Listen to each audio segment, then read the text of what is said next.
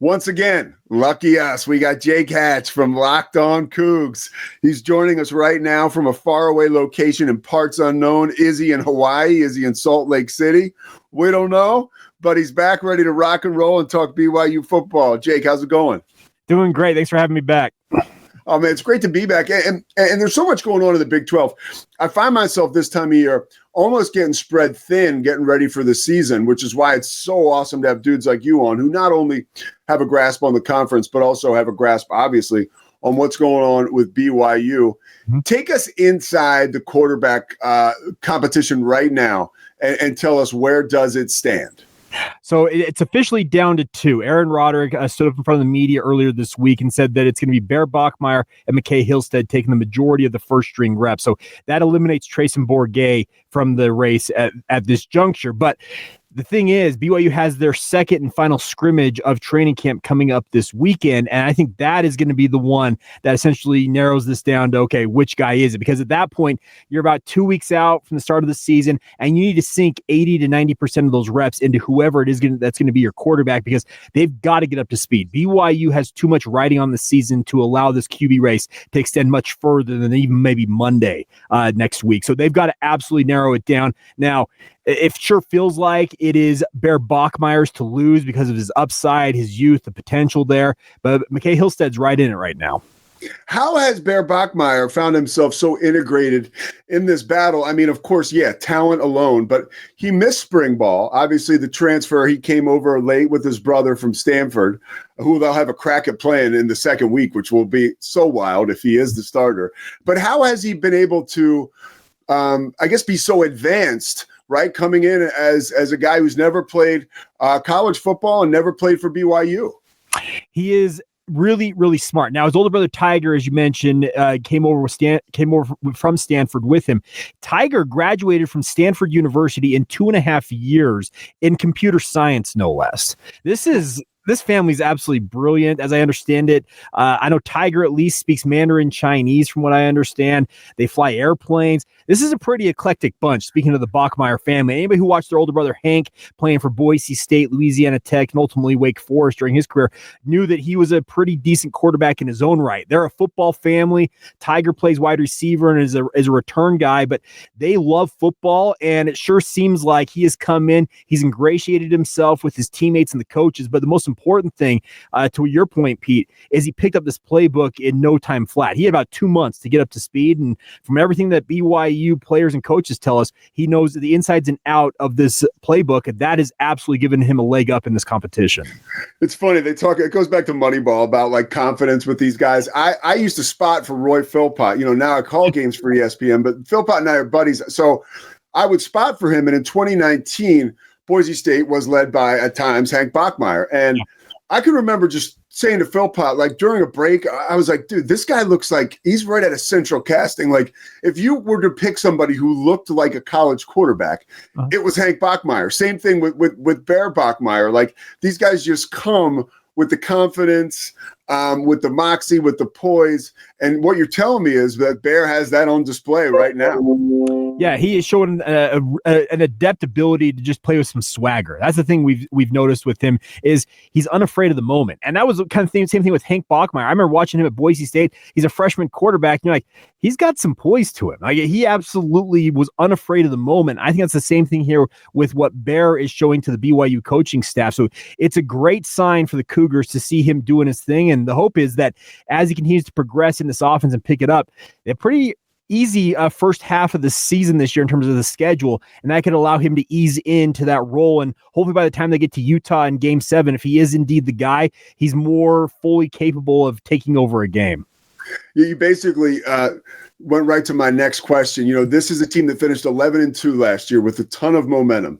The Jake Retzlaff stuff seems to be behind the program now, but even I always try to add some context. If I remember last year, that competition came down to the wire, right? So, so it's not like unthinkable that BYU would have a quarterback competition in camp and still be able to do very well, especially in those first 6 games you mentioned as the schedule lends itself to success early.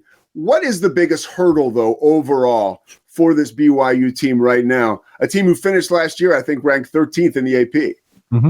Well, the biggest thing for them is making sure the veterans around a guy like Bear, if he is indeed the choice, make him feel comfortable. You've got really good wide receivers, obviously headlined by Chase Roberts. You got two veteran running backs, and LJ Martin, Sione Mo are supposed to really carry the load in the running game. So you need to make sure that you give him as many advantages as a quarterback with these veteran players around him to set him up for success. So I think that's the number one thing for BYU is, were they all kind of anticipating going into the offseason having a returning quarterback in Jake Retzloff? Absolutely. And they'd probably be further ahead right now if he was still in Provo, but he's at Tulane now, and you have to pick up the pieces. So I think the biggest thing is just making sure that he feels comfortable playing around a pretty veteran-laden squad outside of that, and the indications so far are so good.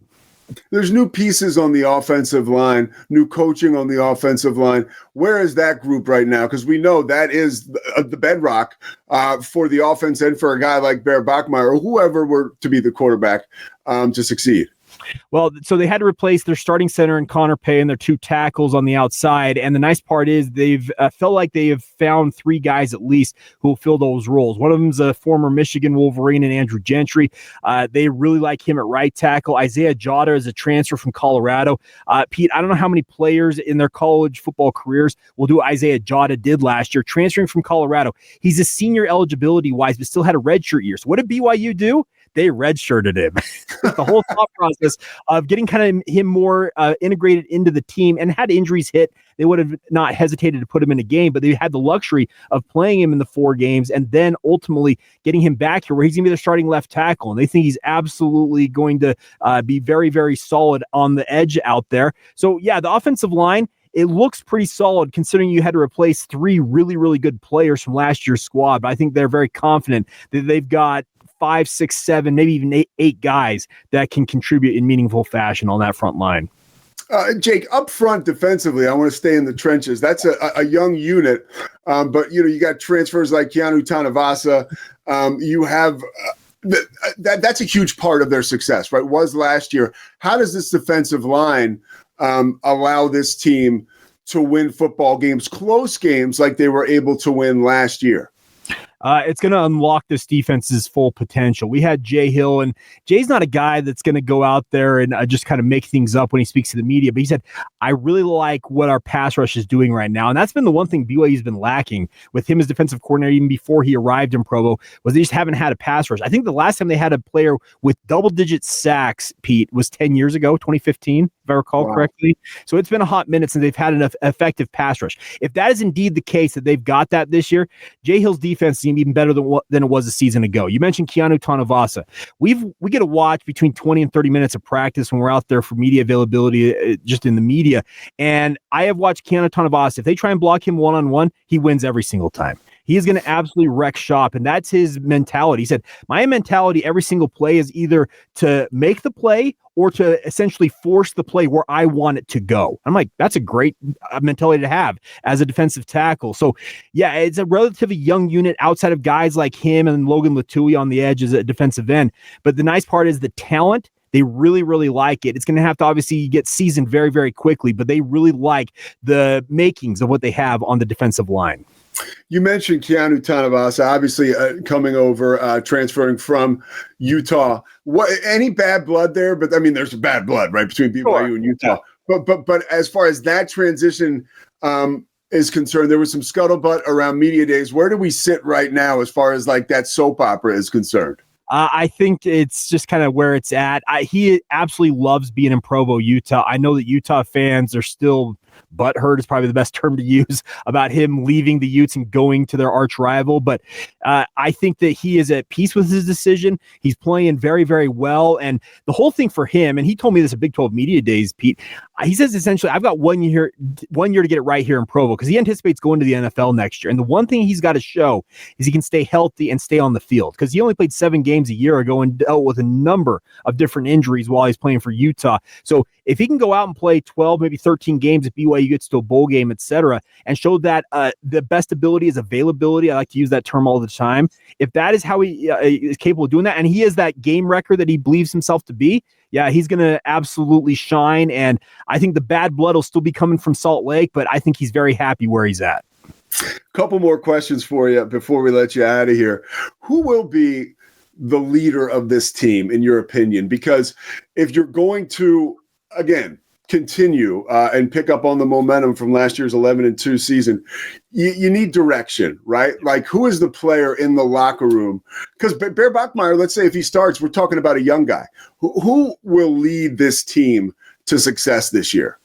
So this is a team, guys like Connor Pay, their starting center last year, Tyler Badia at defensive end. They were the vocal guys. They would get in people's faces and absolutely bark at dudes if need be.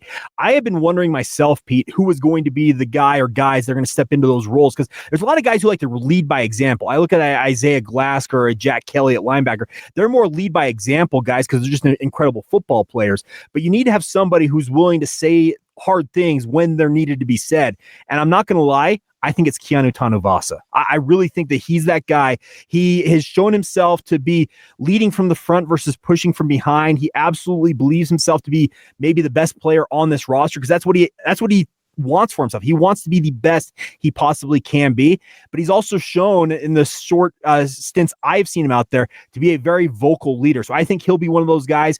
For the defense in particular, I think on offense it's going to be Chase Roberts. Chase has been a guy who's been more of a lead by example in the past, but I think he realizes this is now a team that he needs to take hold of. And yeah, if Bear Bachmeier isn't ready maybe to be that vocal leader right now, Chase Roberts is going to step up and do that.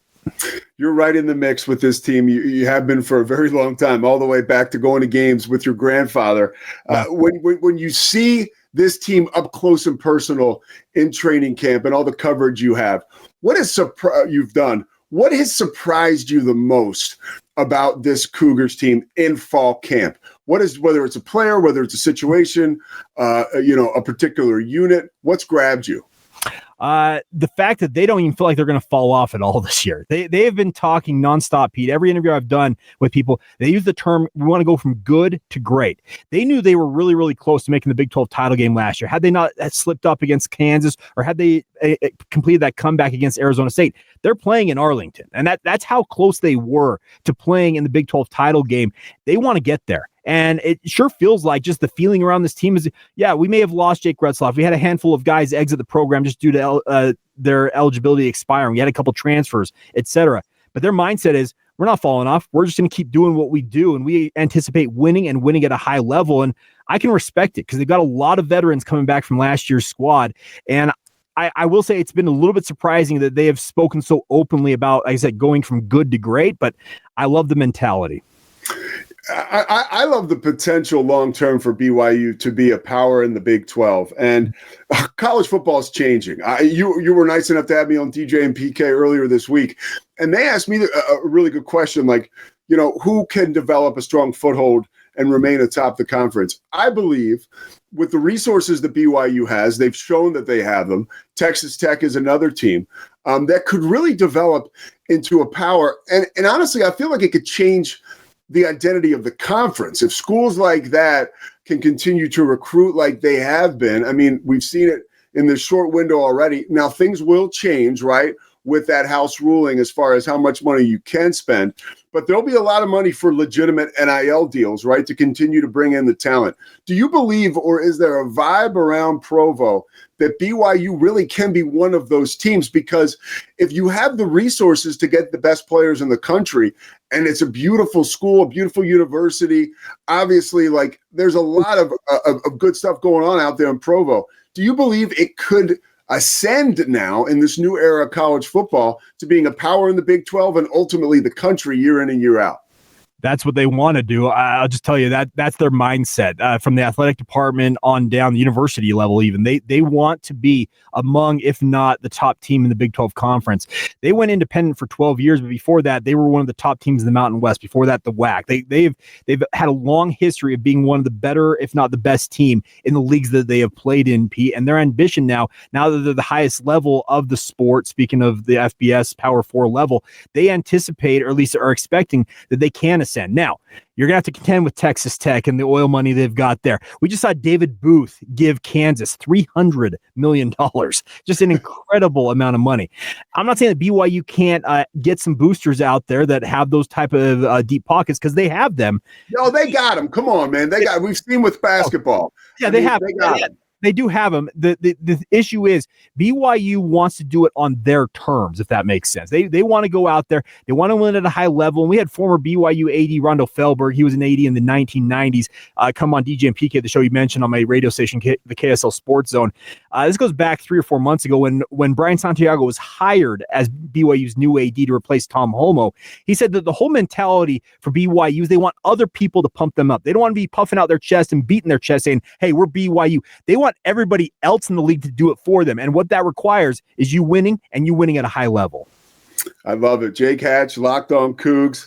Man, looking forward to this season. Looking forward to circling back and talking with you. We're almost there, brother. We are almost there, but I appreciate the time today. Thanks for having me as always.